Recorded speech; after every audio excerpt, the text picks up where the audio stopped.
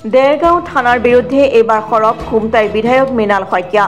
দেৰগাঁও আৰক্ষীৰ বিৰুদ্ধে টুইটাৰত অভিযোগ বিধায়কগৰাকীৰ।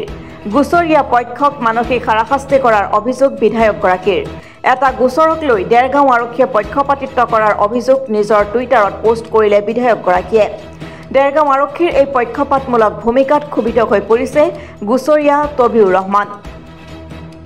মোৰ 14ডাল গছ কাটিলে 3টা ল'ৰাই মুকিব আৰু নেকিব আৰু সন্তিকা সিহঁত 3টাই কটাৰ পিছত মই দেৰগাঁও থানাত আহি কেছ দিলোঁহি। কেছ দিয়াৰ পিছত পুলিচ যাম বুলি ক'লে, কিন্তু পুলিচ নগ'লে। নোযোৱাৰ স্বত্তে মই পিছদিনা আকৌ আজি ৰাতিপুৱা আকৌ আহিলোঁ ইয়ালৈ।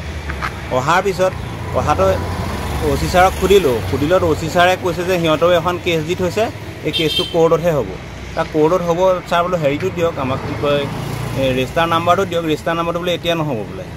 বোলো কেলৈ বোলে এইটো যেতিয়া হেৰি হ'ব তেতিয়াহে কি কোৰ্টলৈ যাব, যেতিয়া তাতে লৈ ল'ব পাৰিবা। তাৰ মোৰ কথাবোৰত মানে কোনো গুৰুত্বই নিদিয়ে তাৰমানে ছাৰে।